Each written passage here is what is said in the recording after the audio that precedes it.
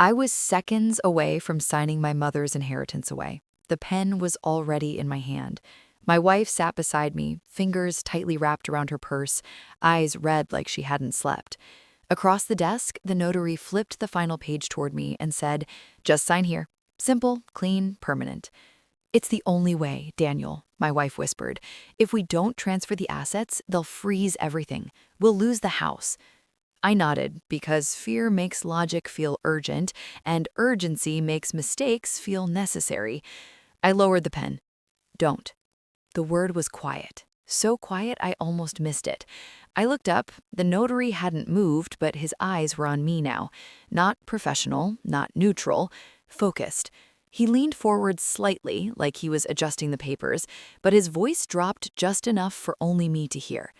"Don't sign," he whispered. "Your wife is lying to you." Everything in the room went still. My grip tightened around the pen. "What?" I said, louder than I meant to. My wife turned sharply. "What happened?"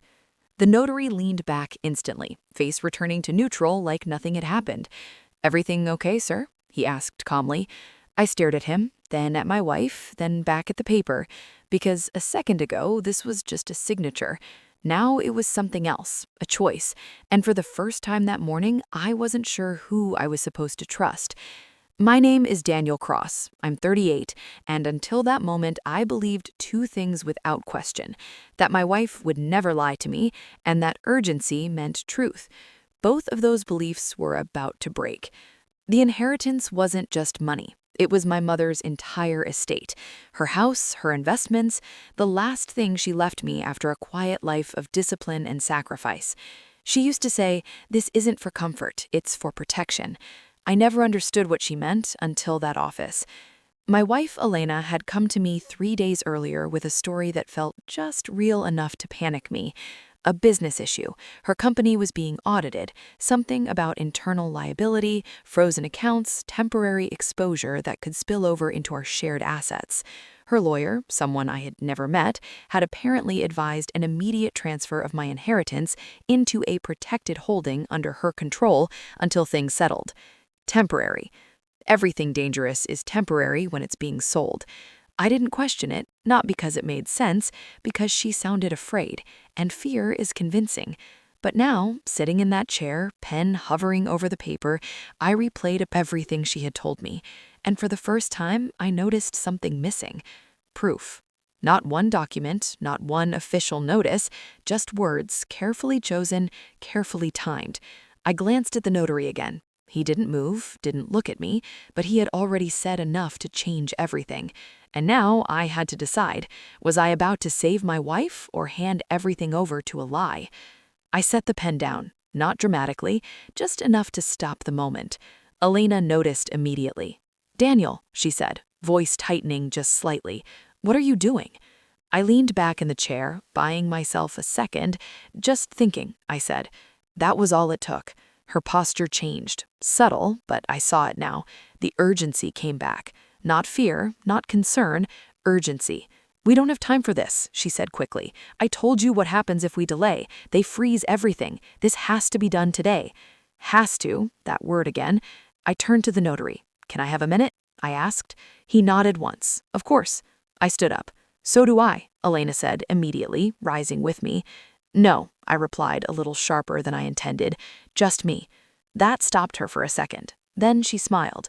Not warm, controlled. "Daniel," she said softly, "this isn't the moment to get paranoid." Paranoid. Interesting word. I walked out into the hallway. The door closed behind me, and for the first time since she brought this to me, I had silence. The notary stepped out a moment later. No rush, no pressure, just calm. He looked at me and said quietly, "You don't have any supporting documents, do you?" I shook my head. He nodded once, then said the sentence that locked everything into place. "Then this isn't urgency, pause. It's extraction." Extraction. The word stayed in my head longer than anything else he had said. "What do you mean?" I asked. The notary didn't rush his answer. "In my line of work," he said calmly, "real urgency comes with paperwork, notices, legal filings, deadlines that exist outside of someone's story." He looked at the closed door behind me. "This doesn't have that." My chest tightened. She said her lawyer. Then ask to speak to him, the notary interrupted. Right now. Directly, simple, obvious, and somehow I hadn't done it. I nodded once and turned back toward the door. Before I opened it, the notary added one more thing. If I'm wrong, he said, you lose nothing by confirming. But if I'm right, he didn't finish. He didn't need to. I walked back inside. Elena looked up immediately, too quickly. Everything okay? She asked. I took my seat slowly, then slid the papers back toward the center of the desk. Call your lawyer, I said. Silence. Not confusion, not surprise, just a gap. Now? She asked. Yes. Her fingers tightened around her phone. He's in court, she said. I told you. Then we wait, I replied. That's when her mask slipped. Just a fraction. Annoyance. Surely control. Dangerous. We can't wait, Daniel, she said quickly. You don't understand what's at stake. I met her eyes for the first time that morning. I wasn't trying to understand, I was watching, and what I saw didn't look like fear, it looked like pressure. Put him on speaker, I said. Alina didn't move. Not right away, which told me more than any answer could have. Daniel, she said, lowering her voice. This is not how this works. Then explain how it does, I replied calmly. Silence stretched across the desk.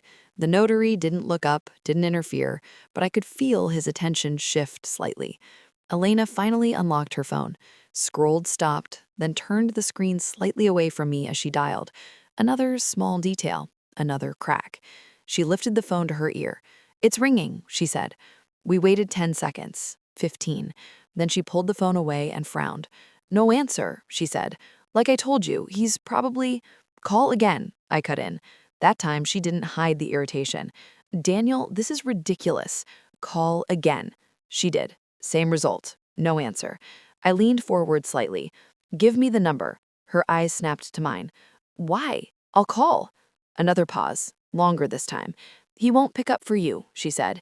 That's not the point. Now it was obvious. This was an inconvenience. This was avoidance. Elena, I said quietly, give me the number. She stared at me, measuring, calculating. Then slowly she placed the phone face down on the table. No, she said, just that. No explanation, no excuse, just refusal. And in that moment, everything became clear. Because truth doesn't resist verification. Only lies do. I leaned back in my chair, not angry, not surprised, just certain. Then we're done here, I said. Elena's head snapped up. Excuse me? I stood, pushing the papers gently back toward the notary. I'm not signing anything today. That's when it broke. Not loudly, not dramatically, but completely. Daniel, sit down, she said, voice tightening. You're making a mistake. No, I replied calmly. I almost did. Her hands slammed lightly against the table. Frustration, real this time. You don't understand what you're risking, she snapped. I looked at her. Really looked. No fear, no concern, just urgency collapsing into anger. Then explain it, I said, with proof. Silence again, and that silence said everything. The notary cleared his throat slightly, still neutral. We can reschedule if needed. No, I said. There won't be a reschedule. I turned to leave. Daniel, Elena said sharply, standing now, if you walk out that door, don't expect me to be here when you come back. There it was. Not fear of loss, threat of withdrawal. I paused at the door, then said the one thing she wasn't prepared for. Then, don't be, and I walked out. Behind me, I heard her call my name. What? Then louder. But I didn't stop, because the moment you see the truth, going back becomes a choice, and I had already made mine. I didn't go home, not right away. I sat in my car outside the notary's office for 10 minutes, replaying every conversation from the past 3 days, every word, every pause, every moment I had mistaken urgency for truth. Then my phone rang. Elena. I watched it, let it ring, then stop. A second later, a message. You just destroyed everything. I almost laughed, not because it was funny, because it was predictable. When control slips, blame replaces it. Another message came. Do you even realize what you've done? Yes, for the first time, I did. I started the car, not to escape, to move forward. Halfway home, my phone rang again. A known number. I answered.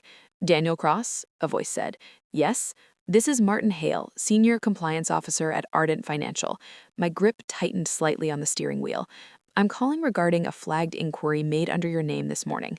Go on, I said. There was an attempt to initiate a full asset transfer linked to your inheritance account, he continued.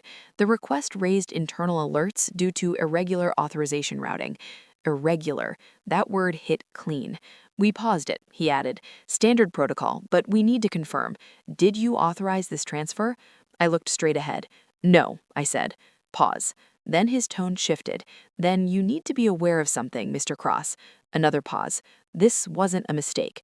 It wasn't. And now it wasn't just my problem anymore. I pulled over, engine running and steady. This wasn't a mistake, I repeated. Then what was it? The compliance officer didn't hesitate.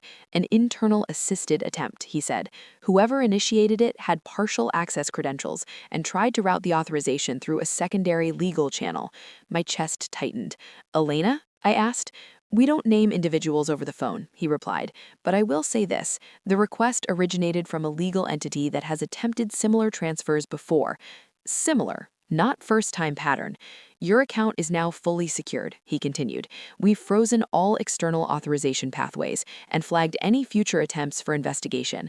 Thank you, I said. I ended the call and sat there in silence. Then my phone buzzed again. Elena. I answered this time, not because I needed answers, because I already had them. Daniel, she said immediately, voice softer now, controlled again. We need to talk. No, I replied. Pause, then carefully. You're overreacting. This could have been handled quietly. Quietly, of course. That's the point, I said. Silence. Then her voice dropped, colder now. You just lost your wife. I looked out at the road ahead. Empty. Clear. No, I said calmly. I stopped losing everything else. I ended the call. That evening, I went home alone. Same house, same walls, different understanding. My mother didn't leave me an inheritance for comfort. She left it for protection.